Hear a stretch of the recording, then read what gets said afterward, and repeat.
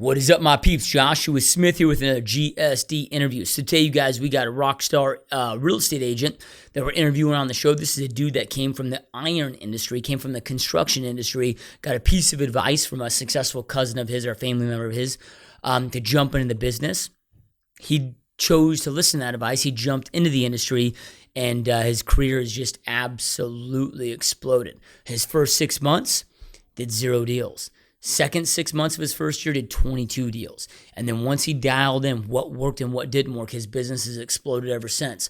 So really stoked to dive into this interview. But before we dive in, got to give a shout out to our sponsors. www.perfectstormnow.com is our front end lead generation real estate specific website. I use it in my business. Our clients are generating anywhere from 30 up to 200 free leads every single night from the system. Absolutely crushing it. It's only $99 a month. You can't find a more effective and affordable lead generation website that exists out there. Also, our bootcamp, 90-day mastery bootcamp, www.90daymastery.com. It's about 40 hours of live coaching with me. We have 13 sessions, 3 hours on average of each week on every single session. Plus, you get daily access to me in the group. Like, if you like this show and you think this is cool, just imagine what it's like to have that daily access to me. So I can go in there and look at all of your individual objections, obstacles. We go so hardcore. We go so deep. There's not another platform that even compares to this program. So www.90daymastery.com. So that being said, you guys, let's jump on today's interview. Dive on in, and we will see you next time.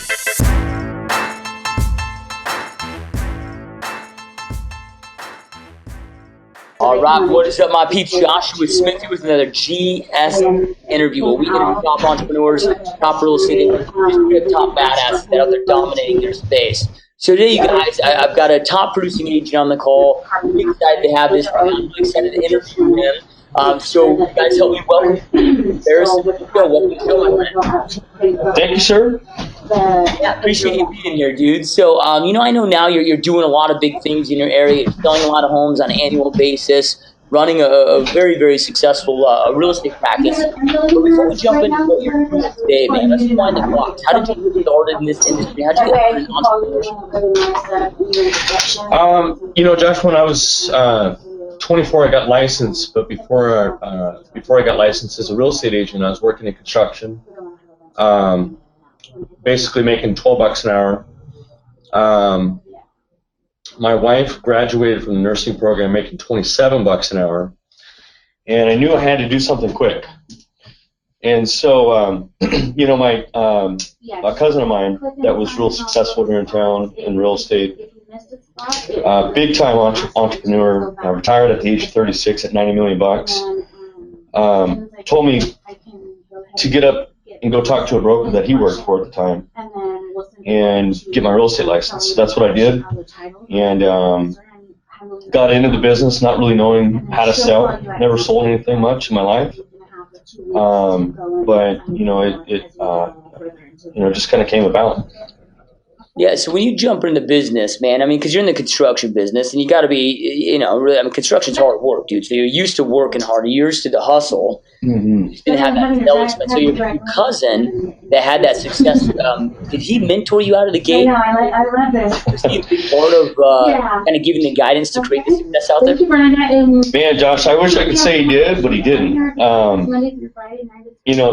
I just really basically took it through blind faith, knowing that he was successful, and I'm not going to turn his advice down. So I took him on it, went and spoke to the broker, got licensed, and it was like you said, working in the iron business, it was real easy to work in an air conditioning room with a suit on, and everybody sitting around drinking coffee all day. Right. You know what I mean? So, it was, to me, it was like a cakewalk getting into the business and being able to work without kids at the time, being able to work 12, 14, 15-hour days sometimes, Yeah. So when you jumped in, man, one thing I get a lot of questions about here on the podcast is, because we have a lot of top producers like yourself on the show, and they're like, yeah, well, how did they get their first 10 deals? We understand they're doing, 50 or 100 or whatever today, but how did they get their first 10 deals? Because we have such a high failure rate in the first few years in this business. So right out of the gate, man, what did that look like for you? Knowing that the average shelf life for an agent was, 6 to 12 months, I knew I had to do something. I really didn't quite put my finger on it. For the first, I believe it was for the first 6 months, I didn't do a deal. Didn't know how to do a deal. The broker didn't really train me on, anything. All they did was give me a desk and a phone and tell me to get to work. So my sales manager at the time gave me the advice to go to a Mike Ferry action workshop. And when I went down to LA for 3 days to the workshop, it was like I saw the light, like the light turned on, and I got it, because they provided some scripts and dialogue in the system.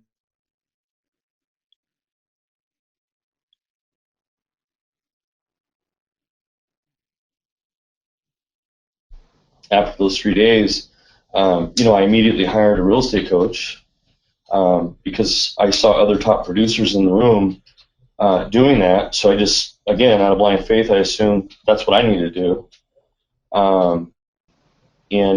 Within, my first year, I wound up doing,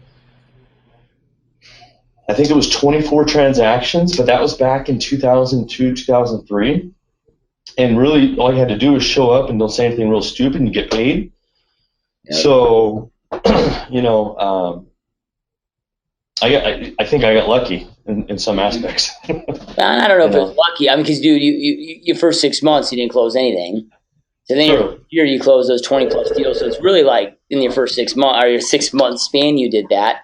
Because you got the right guidance. You were obviously out there grinding and working the phones and the dials. So when you hired that coach, what did you start attacking? Was it expires? Was it for sale by owners? Was it? What were some of those things that once you got that right guidance that you did that made? 20 deals in 6 months is insane, dude. Yeah, it was a good end of the year for sure.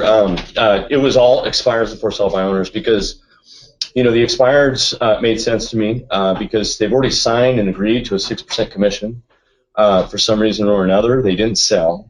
And so if I can convince them to put the home back on the market, assuming that they still had motivation, then I can get them to list with me. The for sale by owner, dude, they got a sign out in their front yard with their phone number on it asking for help. You know what I mean? And so those folks there were kind of low-hanging fruit to me because, the conversion rate was so much higher. You know what I mean? So versus cold doors and cold phones. Right, yeah, totally agree, man. Go to where the business is, and they have motivation. A lot of real estate agents don't pick up the phone for really 2 reasons. Number one, they're just call reluctant. They're scared of hell, of rejection or whatever. But also because they don't know what to say. So give us kind of an idea of maybe, what did you say when you called them to be able to get those appointments? I was provided scripts once I got into coaching. I didn't know the scripts, the call reluctance was also an issue with me. I think I think you're right, Josh. I think any agent, especially when they don't know what to say, they definitely have a big case of call reluctance. Although I think that we also have potential of call reluctance, even though we know what to say. Right. I think the first dial is the momentum of getting through that reluctance. But so basically just reading the script verbatim while I got them on the phone, and then understanding the science down the road of the script, I guess, is what helped me out too. The repeating, the affirming, the downswings and the high swings, which came in time though. But really, just learning the scripts, number one, verbatim, allowed me to know what to say. And I think Josh, also once I managed to get a couple expires and for sale by owners under my belt, then everything just got easier and easier. Right. Then you kind of gain that confidence, man. And it's a whole exactly there. Yeah. Mm-hmm. So, okay, so you're doing that, man. So, so you do 20 deals in your first year. Really, like I said, we kind of said like within a 6-month span. Has it always been consistent like that, or have you seen some peaks and valleys in the marketplace where you're at? And let's talk about maybe some of those struggles that you've had. Sure. I peaks and valleys for a few years after that. The consistency never went down. Or the number of units never really went down.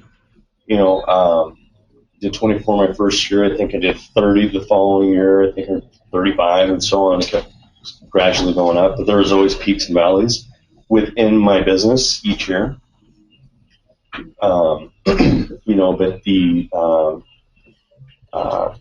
I think what made it more systematic was hiring my first assistant. Yeah. You know what I mean? Yeah. Somebody that really alleviated the peaks and valleys and kind of filled those voids, so that way I could just keep moving. Yep. Love it, man. Love it. So what were some of the things, because we all get into this industry, thinking that, I think most of us, I know I got into it thinking it was going to be a hell of a lot easier than it was. What were some of the things that were challenging, that kind of shocked you, that you didn't think would be challenging when you get into this business?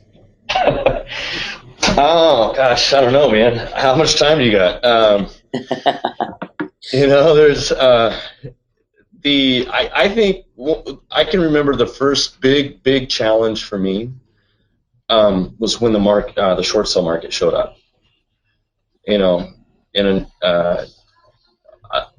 know about you, man, but the bank didn't even know how to do a short sale at the time. Right. I didn't even know what a short sale meant. I thought it meant it sold quickly. You know what I mean? But yeah, so once that was really the first big challenge, was when the short sale market showed up, and we had to either adapt to it and learn it and get it, or get out, which most folks did, I think, back then. But I think one of the big challenges too, Josh, is for me still to this day is just staying on my schedule, and doing the repetitious boredom, the same thing every single day. That's something that's a continuous fight, I think, that I've got, as a challenge. Yeah. Yeah, and like you said, man, I think we get better at it each year, but it's never perfect. I think it's always something I'm there with you, man. It's a hell of a lot better than it was 5 years ago, 10 years ago, but it's still always a work in progress. Sure. Absolutely. So, fast forward today, I don't know how many deals you're doing. How many deals are you doing on a regular basis now? Now, last year we closed 141 units. That's between myself and a small team that I have here. I did 72 of those transactions myself. Wow. So that as a fast forward, that basically we did 141 last year. Our goal this year is 288. And I'm really trying to create more of a coaching, training type of atmosphere for the agents that are jumping on board. Yep. I listen to your podcast a lot, and you do a lot of that same type of stuff. And so basically, your systems and the systems of other top producers that are not really working in the business so much, but working on it is what I'm focusing on. Yep. Where I can just hunker down and be more of a trainer and a coach and an accountability partner to all the other agents. And that's kind of where we're at right now, as of 2016. Love it, man. Love it, dude. So, we fast forward this. You went from doing, your first 6 months, or that 6 month pan 20 homes, to now you're doing 100 collectively as a team, but you're still doing 75, which is just insane, man. You look at your average agent does what, like 4 to 6 deals a year, and you're personally doing 75, and your team's doing another 70. What are the things you guys are doing today? Is it still the same fundamentals? Still working the phone? Still working expires? Still working scripts? Or is there different things that you're doing today that are working really well? Is it still all the basic fundamentals? Yeah, it's still all the basic fundamentals. It's role playing every single morning. It's just like the stock market opens at 9 o'clock. We should be on the phones at 9 o'clock. No later than 9 o'clock. And we also shut it down like the stock market does every day. The basic fundamentals that have been around for years, I think, are still proven to work today. I think that a lot of agents out there are looking for that magic pill or that magic wand to get them to the next level, and they're willing to spend a couple bucks over here and a couple bucks over here to see if it works, and it's not even proven to work, but it sounds good over the phone. It's I don't think it's I don't ever want to create like a silver platter environment where you just show up and there's leads. You know what I mean? Yep. I'd prefer to stick with the old school mentality, man, to grind the phones and learn to love rejection, but also learn to love the deal that you get out of the rejection. And you're smart by doing it that way, man. I mean, I started where you're at, right, with prospecting base, and then I transitioned over the years into the silver platter, and you just create a massive culture of entitlement. It made it 20% a lot of homes, but I mean, I wanted to quit my own business. I didn't want to be involved in it because the entitlement was so bad, and we transitioned back into the prospecting base, and you're doing it right, dude. Absolutely. So yeah, you guys are dialers, man. I'm a dialer too, and I believe in that. Do you guys have it set up where your teammates and you guys have to do so many dials a day, so many dials a week, so many contacts? Now, even are you tracking that? Do you have those lead measures set up in your business? Yeah, actually, the team that's created right now, we basically have we've been active for 10 months. So March 1st was our born on date, 2015, and I didn't have anybody teaching me how to create a real estate business. I just did a lot of trial and error last year, a lot, and learned a lot. But yeah, I mean, I've implemented a lot of the things that I've learned from being coach over the years to them. And tracking their contacts and tracking their their deals, I guess, per month is something that we're focusing on. So I have everybody write up a monthly business plan versus a yearly business plan. Well, I mean, they have a yearly business plan, but I want to know how many days they're going to work, how many contacts they're going to make, how many listing appointments they're going to go on, how many listings they're going to take per month. And I want that all in writing every time we meet for like an accountability session. So that way I can basically just see if they've actually worked that many days that month so far and how many contacts, and if not, what do we got to do to change it? Yep, I love it, man. I love it. So what were some of the things that now that you're growing this team and that you're doing, and what were some of the things that you kind of had to unlearn to become successful?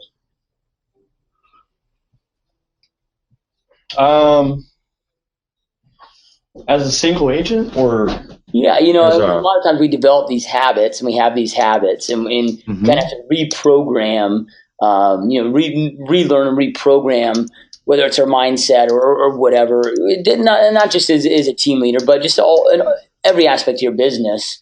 With that you really just had to reprogram to create that success. Yeah, gosh, Josh, I think that starting every single day at zero is the most important thing. And we can get real complacent real quick in this business, whether you got business or don't. I think for me, some of the things that I've had to unlearn is really understanding that, I've got to show up with intensity and energy every single day while I'm at the office, and to have a daily goal in mind, of how many contacts or how many appointments I'm going to set that day. Because I feel that for me, at least, if I don't have a daily goal or a mindset that has energy and enthusiasm set behind it, then I can get back in a hole real quick. You know what I mean? Yep. Luckily, I got a great assistant that keeps close tabs on me all day. So basically, she allows the wheel to keep turning, I guess, a lot of times. So when you say I think with your assistant, man, is this like a personal assistant that's making sure that is she controlling your schedule? Is she, is she basically, you're saying that she's keeping you on task. Is it, because a lot of people look at an assistant thinking, okay, it's just contract to close or paperwork stuff. Is this more of a personal assistant, like I said, that's running your schedule and making sure that, like, really holding you accountable? Correct. Yeah, she doesn't even touch the contracts anymore. She's really just somebody that holds me accountable, and also makes sure she's like an office manager in a lot of senses, where she's a buffer between me and the agents.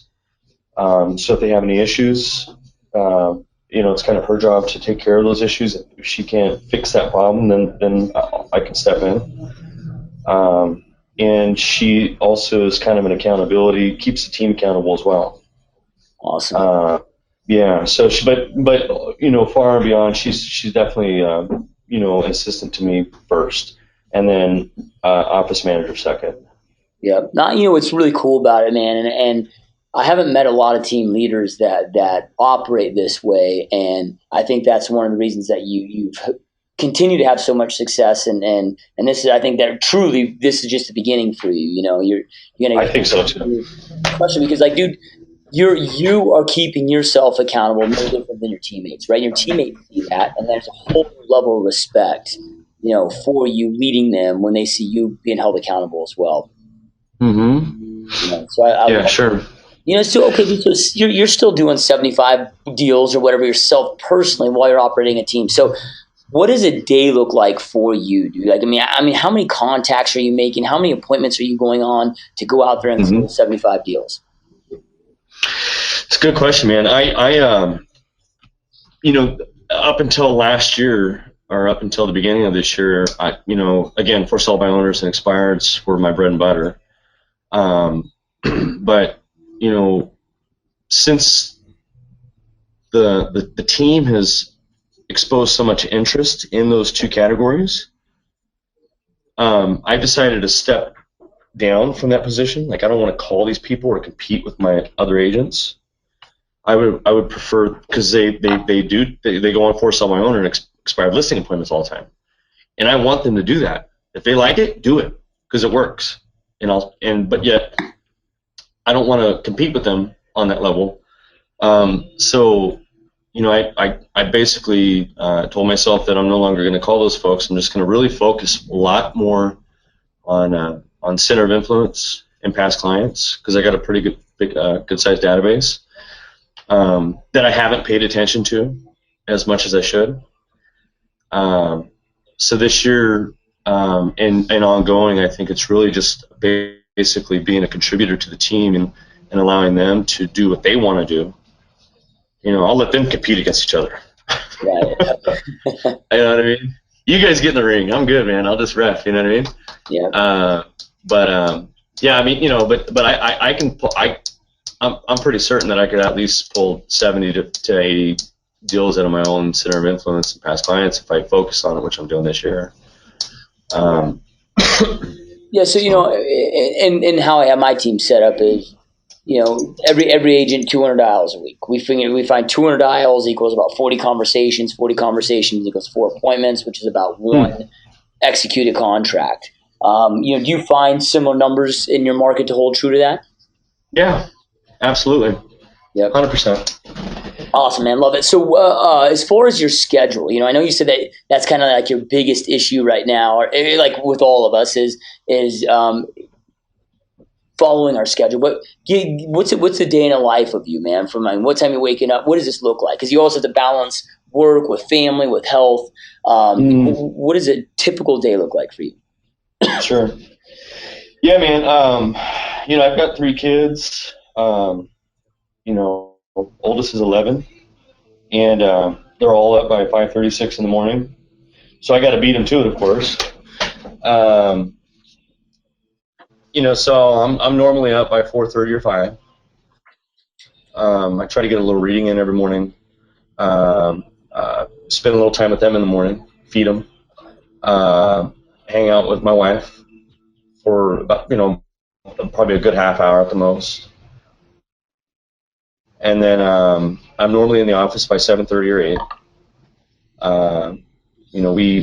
I typically have a role play session of my own at 8, and then us as a group are role playing at 8:30 every morning.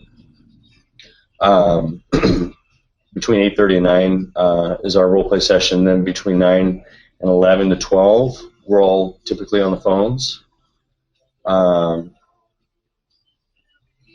Lunch at noon. 1 o'clock, come back. I return any phone calls. 2 o'clock, I do lead follow-up for about a good hour or two. Sometimes I'll even do some lead follow-up in the morning if I can't catch them in the afternoon. Sometimes I can catch them in the morning. And then 3 o'clock on, typically is either going on appointments or going home. Yeah, I dig it, man. Dig it. You know what I mean? Yeah, and I love it. So, you get up, you read every morning, and I find that all great leaders are readers, man. What are some of your favorite top reads that you'd recommend to our listener base that's really impacted your life and your business?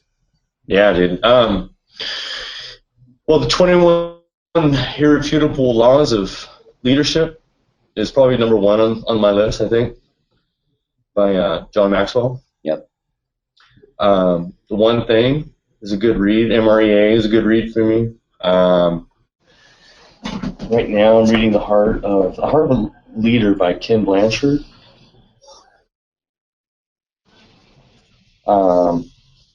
Those are all good books, I think, and I think, this year also, Josh, I'm trying to study more people. Like for instance, I'm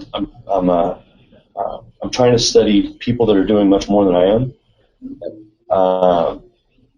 where they're working on the business and not in the business so much. Kind of like yourself. Lars Hedenberg, been studying a lot on him lately. Yep. Jeff Cohen. I'd like to take a visit out to see him this year sometime. So I mean, there's so much to learn on the YouTube channels. Yeah, well, dude, I just was at Jeff Cohen's office in Nebraska. He and I are really good friends, and he invited me out to be a guest speaker to their company, and invited me to come and be kind of a guest at his workshop that he does there. And every month he does a workshop. It's really geared and structured for team leaders. It's $3,000, so it's a chunk of change, but. But dude, you're going in there, you're experiencing live team meetings, you're seeing everything that they do, you're seeing all the back end of his systems, and spend $3,000 to go make $1 million, and it's one of those things that I highly recommend, man. It's because I'm like you are, man. I like to stay home. I like to be at home with my family and watch those YouTube videos, but you don't see the focus and how intentional these top producers are until you actually go out there and fully shadow them. Right. Yeah. Yeah, I bet you it's pretty impressive too. Yeah. And $3,000 ain't nothing compared to how much money you could probably make by learning some of the ins and outs on his side. Yep. Well, man. So what keeps you going, man? Like what? Because it's so easy, and you talked about this earlier, but it's so easy to get complacent. Good becomes the worst enemy to greatness. It's so easy to fall into this good enough. What really drives you and keeps you leveling up and making sure that you're never settling for just good? Yeah, man. A couple things. Number one, I love contribution. And I love to see people grow, and hoping that something that I've taught them or shown them or worked with them on has allowed that to happen. And so being an advocate to others, on the team, has really kind of got me going, or gets me going all the time. Also, I don't want to be in this business much longer. I mean, I'd like to retire by the time I'm 45 and be completely out of the business, or working on the business only, 100%. I'm 38 now, but we've got like a 5-year goal to do 1,000 deals here locally. And I think that once I'm at that point, and I'm able to step back and then maybe do an expansion team somewhere else, where we really want to be, maybe closer to the beach or something like that, where, somewhere, a better location, I guess, is the best way to put it. Yep. Because let me tell you, Bakersfield, California, it's a great place to live, but not forever. Right. Yeah. No, I hear you, man. Great places to visit, but I totally agree with you, man. And that's what I love about this industry and where it's going. In the last decade, we've seen so many changes, and you've got so many big thinkers out there and doing different things that nobody really ever fathomed. And it's pretty cool watching this transition, man. It's mind blowing at times. Mm-hmm. So, one thing that I find that's, and it seems like you do a really, really good job with it, but one thing I find, especially with male entrepreneurs, is they get so deep into their business, and then next thing you know, they're uber successful in their business, but their health goes, they don't know their kids, or they're getting divorced. What are some of the things that you've done to just make sure that you're kind of in check and making sure that you're not neglecting those things, but also at the same time, I mean, obviously you're still growing a hell of a business. Yeah, and I agree with 100%. I mean, you can go sideways quick in other directions, in other facets of your life, and you could explode in your business if you're not careful. But it's like walking on a tightrope, Yeah, I mean, like for instance, my family, my kids, they're number one on the list. You know what I mean? So, I get home at a more reasonable time than I used to. That's for sure. And basically, we take some pretty nice vacations, and I think I probably worked 7 to 8 months last year. The rest was either vacation or time off, hanging out with family. You know what I mean? It definitely want to spend the quality time that I've got with my kids because they grow up so quickly. And my wife, of course, I definitely want to make time for her as well. So I mean, I think that on my list, at least, to stay balanced, as long as they're happy, then I'm good with myself too. You know what I mean? Yeah. So I'm able to allocate more time to work. As long as they're happy, I'm good. You know what I mean? Yeah. Love it, man. So going back to business, what are some of the, because we are in the 2016 technology, obviously. I mean, there's so many amazing systems out there that don't replace the basics and the fundamentals, but allow us to sometimes do them in a more effective and efficient manner. Are there any pieces of technology that you've implemented last year or two or whatever that you guys are really loving that's working really well for your team? We've been using Boomtown for 2 years now, and that's one system that we've really, really hunkered down on. It does get expensive, but I think if you work it the right way, then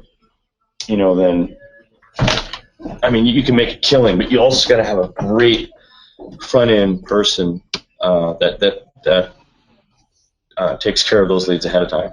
You know what I mean? Yeah. So I mean, we've gone through a few different ISAs that some haven't worked out too well, and some have. Recently went out to a virtual assistant that doesn't have a dialect, and went through a lot of interviews for a good one. No dialect, knows the scripts. It's been working in Boomtown before. and so that's also I believe a good system to have in place too is to where you're able to rely on somebody else outside of the office and they're already trained, so you don't have to spend time training because that costs money. We have a pretty good follow-up system that we use. We're using more video than we ever used to, I guess. So our follow-ups a lot of times are video based.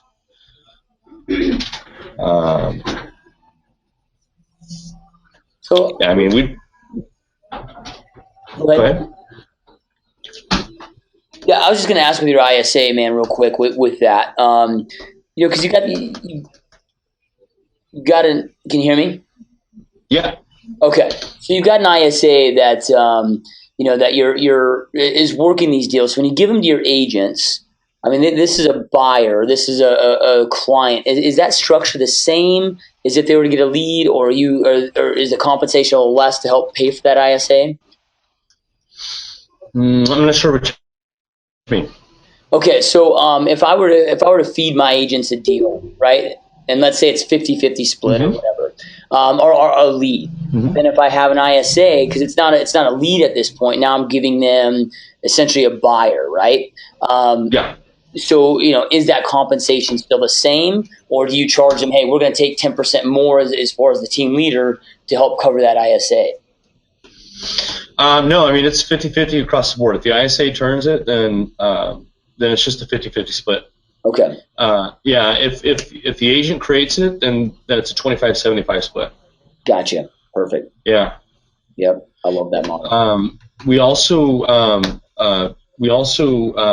for every million that they sell, that 50-50 goes up by 5%. 5%. You know what I mean? Mm-hmm. So that's every year. Yeah, and then it starts every year. So basically, it's a 50-50 split at the beginning of the contract, but every million that they sell, then that split goes up by 5%.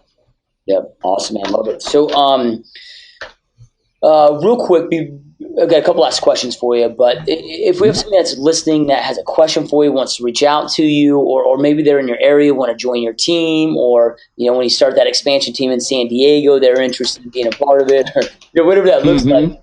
Yeah, man. What's the best place to learn more about you, Lee, and reach out to you at? Josh, they can always call me on my cell phone, number 661-213-6857. You can also email me at Levon, that's L-E-V as in Victor O-N, Barrison, B-A-R-R-I-S-O-N, at gmail.com. Or you can find me on Facebook.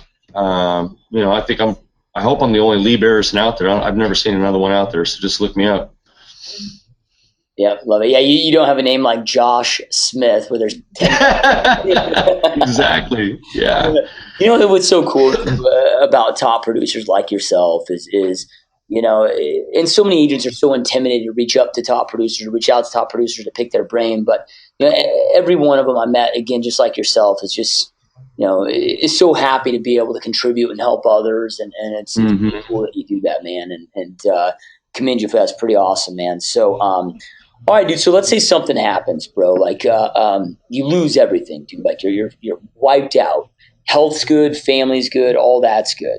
But you retained all this knowledge that you've over your 11, 12 years now in this industry. But you got, let's say, $300 left to your name. What are the first few things that you would do immediately on that limited budget to go out there and rebuild what you've built? Well, dude, let me tell you. I mean, that's like fantasy land to me. I mean, the urgency level would be so high, and plus I would know what to do what I got to do, I guess. But I mean, sometimes I fantasize about being picked up by an Apache helicopter and just being transplanted in a brand new metropolis because of that urgency level that you lose sometimes. You know what I mean? Yeah. But man, if I had $300 a day and everything was in the tank, but family, health, and everything was good. I would start hitting the doors like a madman, hitting the phones like a madman. You know what I mean? But of course, I would want to act out a contribution. Because buyers and sellers, man, when your back's up against the wall and you're in that type of scenario, a lot of times they can smell commission breath a mile away. Right. So when you stay away from the, what I got to do to take the listing versus what can I do to help type scenario, I think. But yeah, I would be an animal. And as a matter of fact, I sometimes I wish I could be in that situation where, the intensity level just be out, it would skyrocket.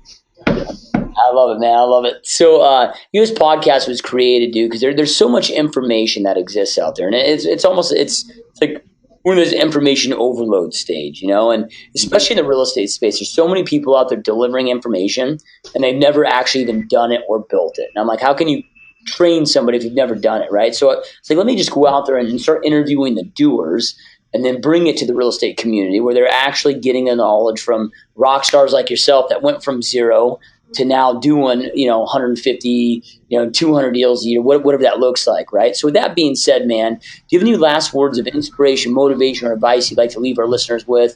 Because they're listening because they want to be able to go out and create an epic business like you created. So do you have any last words of advice or inspiration to help them go do that? Yeah, Josh, I think that anybody and everybody needs to learn the skills. This is a skills-based business. There's no magic formula to it. And so the quicker that you learn the skills and practice day in and day out, the average NFL team practices 60 hours a week for a 3-hour game. And what if we practice 60 hours a week? How good would we be? You know what I mean? So, learning to embrace the skills that are necessary to become a great real estate agent, not an average agent. Nobody goes out and wants to pay for an average movie. Nobody wants to go out and pay for an average meal or anything. And trust me, nobody's wanting to hire an average agent. So you have to focus on being not average and separate yourself from the average agent, which is the 80-20 rule kind of. Yeah, man, I love it, man. It's powerful words, dude. It's all about that mastery, and you're living proof of that, man.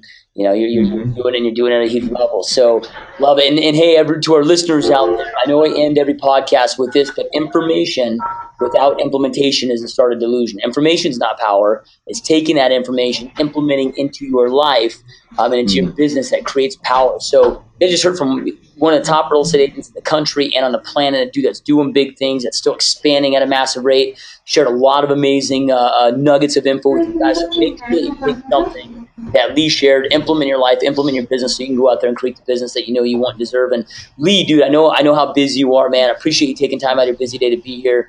It's been a true honor. It's really been a great honor. I appreciate it. Hey, it's a huge privilege, dude, talking to you, Josh. I appreciate the interview. Yep, absolutely, my friend. All right, you guys, go out there, keep kicking ass, and we'll talk to you next time.